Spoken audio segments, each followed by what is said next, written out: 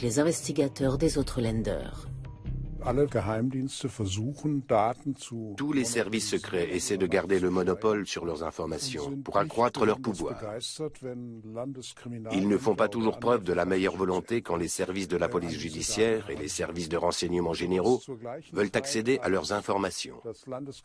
Si bien qu'à l'époque où la police judiciaire de Saxe enquêtait sur les braquages de banques, les enquêteurs de Thuringe savaient que le trio avait d'abord rencontré de gros problèmes d'argent qu'il avait soudainement résolu à force de petits boulots ou d'actions.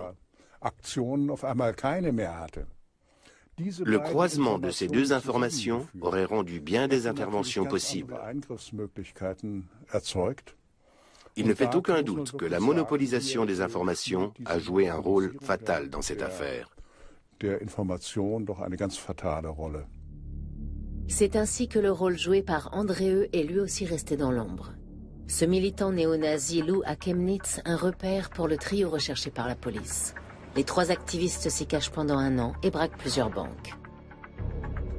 Quand ils sentent leur sécurité menacée, ils déménagent à Zwickau, où ils se font passer pour Gary, Max et Lise. Ils ont des chats, font du vélo et sont appréciés de leurs voisins. À leur côté, on voit souvent Andréeu et sa femme. Le couple rend régulièrement visite au trio qui l'invite à des fêtes pseudo-germaniques. À cette époque, Andréeu fait l'objet d'une surveillance étroite par les services de renseignement généraux. Mais ces derniers affirment ne pas avoir fait le lien entre lui et les poseurs de bombes recherchés. Grâce aux renseignements fournis par les indicateurs au milieu des années 90, les services secrets disposaient d'informations précises sur les contacts du trio et leur cercle étroit d'amis. Dès le milieu des années 90, on connaît déjà les noms de ceux qui vont ensuite procurer au trio des passeports, des voitures, qui vont louer des camping-cars, qui vont lui donner de l'argent et lui rendre d'autres services. Ces noms n'ont pas surgi de nulle part en 1998, en 2000 ou en 2003. Les services secrets les connaissaient depuis longtemps. Avec l'aide de ses soutiens, le trio se prépare à commettre des meurtres. Les néo-nazis se dotent d'un pistolet Czeska 83 muni d'un silencieux. Un camarade du temps de Jena est suspecté de leur avoir fourni l'arme, Ralph W., un activiste membre de la protection de la patrie de Thuringe, qui fait lui aussi l'objet d'une surveillance étroite depuis des années. Pour passer à l'action, les criminels suivent à la lettre le mode d'emploi donné par un manuel du mouvement Sang et Honneur. Fonctionnement d'une cellule, attentat à la bombe, assassinat d'étrangers, tout y est décrit dans le détail. La série de meurtres commence en septembre 2000 à Nuremberg, juste 3 jours avant l'interdiction du mouvement Sang et Honneur en Allemagne. La première victime, Enver Simsek, un fleuriste d'origine turque. Les auteurs du crime appuient 8 fois sur la gâchette. À peine 1 an plus tard, c'est au tour du retoucheur turc Abdurrahim Özüdoglu d'être abattu. Le jour même où l'interdiction du mouvement Sang et Honneur entre définitivement en vigueur. 7 autres assassinats de petits entrepreneurs d'origine étrangère viennent ensuite s'ajouter à la liste. La police reconnaît l'existence d'une série, mais cherche les coupables dans le crime organisé. Les enquêtes se concentrent avant tout sur les familles des victimes, comme dans le cas de Theodoros Boulgarides, assassiné à Munich. Les policiers ont demandé aux enfants de Theodoros Boulgarides s'il était impliqué dans un trafic d'êtres humains ou de drogue, ou s'il pratiquait une quelconque activité criminelle. Ils ont aussi demandé à Madame Boulgarides si elle n'était pas mêlée à l'assassinat de son mari. Ils l'ont presque forcée à avouer sa culpabilité.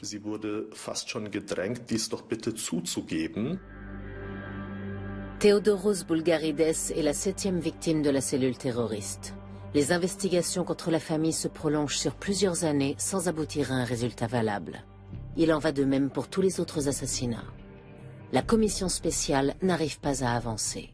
En 2005, elle demande une expertise censée fournir une alternative à la thèse de la mafia. L'analyse aboutit au constat suivant. Les criminels sont des Allemands âgés de 25 à 40 ans. Il y a de fortes chances pour qu'il soit issu de l'extrême droite. Il maîtrise certainement le maniement des armes et des explosifs. Ils sont très probablement connus des forces de police. Cette analyse de l'affaire a provoqué des discussions houleuses au sein des autorités chargées de l'enquête. Nous savons aujourd'hui qu'elle était extrêmement pertinente et touchait au cœur de l'affaire. Mais curieusement, personne par la suite n'a dirigé l'enquête dans la direction indiquée. Dans les déclarations publiques, on a même continué à soutenir la thèse selon laquelle les victimes des assassinats et leurs proches appartenaient probablement à un milieu criminel. Et en juin 2004, quand le trio fait éclater une bombe à clous dans une rue de Cologne fréquentée par de nombreux étrangers, blessant grièvement 26 personnes, la réaction du ministre de l'Intérieur de l'époque, Otto Schily, est sans équivoque. Die Erkenntnisse, die unsere Sicherheitsbehörden bisher gewonnen haben, deuten nicht auf einen terroristischen Hintergrund, sondern auf ein kriminelles Milieu. Le milieu politique ne veut pas faire de vagues. Les attentats contre les étrangers ne sont officiellement pas censés exister en Allemagne. Mais certaines personnes sont depuis longtemps en proie au doute. Entweder eine private Abrechnung oder halt von den Nazis dann, denke ich mal. Ansonsten kann keiner gewesen sein. Les policiers chargés de l'affaire se concertent avec les collègues qui enquêtent sur la série de meurtres et tirent de nombreux parallèles. Ce qui ne les empêche pas de continuer à chercher les coupables dans le milieu de la mafia. C'est à n'y rien comprendre. Je ne vois qu'une seule explication plausible. Les forces de l'ordre s'attendaient tellement à ce que le danger vienne des étrangers et que ce soit eux qui créent les problèmes, que toute information contraire à cette idée a été balayée de la main. Garder un œil sur la menace d'extrême droite. Mettre ses structures à nu et évaluer son degré de dangerosité. Toutes ces missions incombent en Allemagne à l'Office fédéral pour la protection de la Constitution. Dans un document interne datant de 2004, l'Office établit une liste détaillée des dangers associés à l'extrême droite. Constitution de cellules, attentats à la bombe, tentatives de meurtre, etc. Même le trio y est mentionné. Et pourtant, l'Office aboutit à cette conclusion fatale. À ce jour, aucune organisation ni aucune structure terroriste d'extrême droite ne peut être identifiée en Allemagne. À l'époque, le trio néo-nazi a déjà assassiné 5 personnes et commis 2 attentats à la bombe.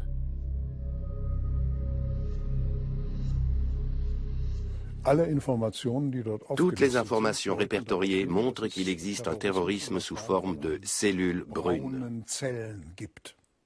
C'est ce que le document décrit.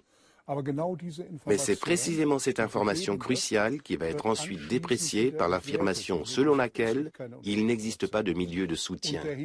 Et l'allusion faite au groupuscule Combat 18 est elle aussi annulée par le fait qu'on affirme ensuite qu'il ne s'agirait que d'un groupe de frimeurs. En fait, chaque information renvoyant à l'existence de ce terrorisme est interprétée de façon à annuler sa validité.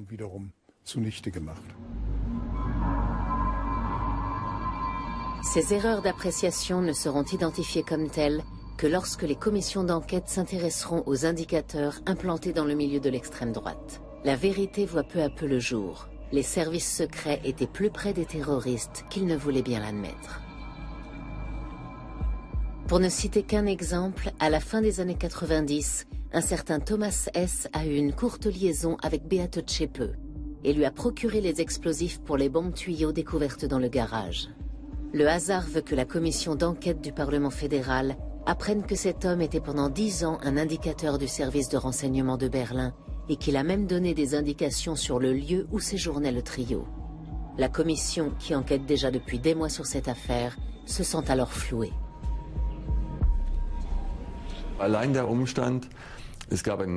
Le seul fait qu'un indicateur comptait parmi les partisans du groupe néo-nazi, et ce depuis plusieurs années, pèse tellement lourd dans la balance qu'on est obligé de se demander comment est-il possible de ne pas avoir réussi à enquêter sur le lieu de résidence du trio, de ne pas avoir découvert où il séjournait, et de ne pas avoir eu vent des actes criminels commis pendant toutes ces années, c'est-à-dire les 10 meurtres, les 14 attaques à main armée et les 2 attentats à l'explosif.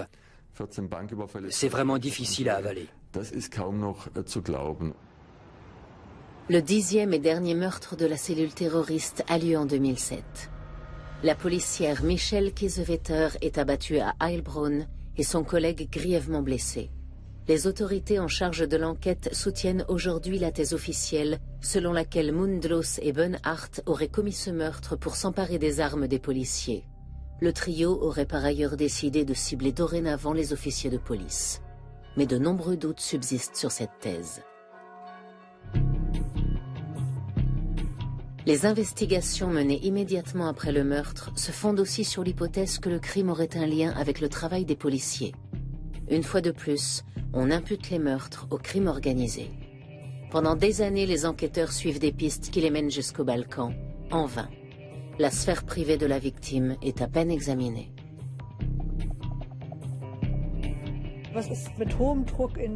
Il y a eu de fortes pressions pour enquêter dans la ville même du crime. On a passé beaucoup de temps à recenser tous les Roms qui y vivent, à les interroger et à les considérer comme des suspects, même s'ils n'ont rien fait d'autre que de construire leur camp dans les environs. Alors que ce qu'il faut faire pour tout acte criminel, le b.a.-ba, c'est de passer l'environnement de la victime au crible, s'intéresser aux personnes qui avaient affaire à elle, à sa famille, à son cercle de connaissances et ses autres fréquentations. On a beaucoup entendu dire que cela n'avait pas été prioritaire. La policière Michelle Kiesewetter était originaire d'Oberweisbach, une petite ville de Thuringe avec un milieu de l'extrême droite très actif. Or, un des membres du trio, Uwe Mundlos, y a séjourné quelque temps en 2005. Autre coïncidence, un parent proche de Michelle Kiesewetter est un policier qui a enquêté pendant des années contre la protection de la patrie de Thuringe. Le meurtre de la policière serait-il un acte de vengeance? Dans l'environnement professionnel de la policière aussi, des questions restent ouvertes. Les investigations menées par la commission d'enquête de Berlin ont établi que des policiers de son unité étaient membres de la société secrète Ku Klux Klan. Le Ku Klux Klan est assez réduit en Allemagne. Mais des soutiens du trio entretenaient des contacts avec lui et les 3 activistes néo-nazis ont assisté à des cérémonies de l'organisation avant d'entrer dans la clandestinité. On ne s'est pas rendu compte que ces mouvements racistes, qui existaient déjà aux USA pour le Ku Klux Klan et en Grande-Bretagne pour Sang et Honneur et Combat 18, demandent expressément à leurs membres de ne rédiger aucune lettre de revendication pour ne pas mettre le groupe en danger et préconisent le suicide en cas de découverte pour ne pas compromettre les collègues ou les camarades.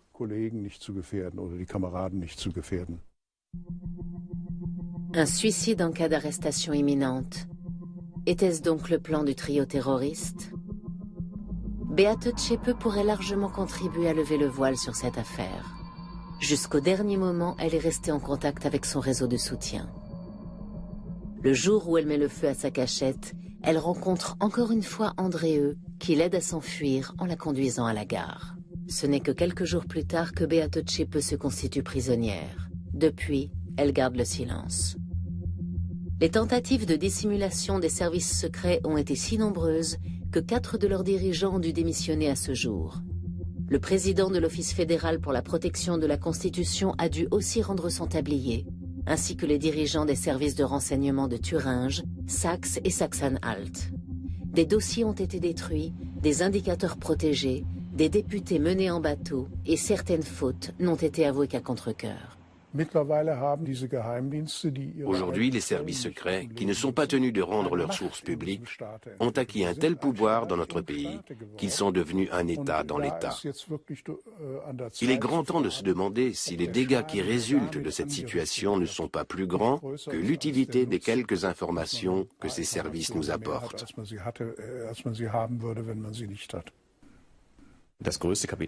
Le plus grand capital dont une démocratie puisse disposer est la confiance que les citoyens placent dans le fonctionnement de l'état de droit. Or, cette confiance a été largement entamée par les vaines enquêtes menées contre la cellule terroriste de Zwickau, qui a été démantelée par pur hasard. Ce que je trouve vraiment triste et regrettable, c'est que cette confiance continue d'être minée, parce que nous ne sommes pas suffisamment soutenus dans notre travail d'enquête, alors que ce travail nous le faisons si naturellement en mémoire des victimes. Il est impossible de dire si les victimes et les familles des défunts connaîtront un jour toute la vérité, mais une chose est sûre, La structure des services secrets va devoir être repensée. La suppression de certains services fait d'ailleurs déjà l'objet de discussions sérieuses.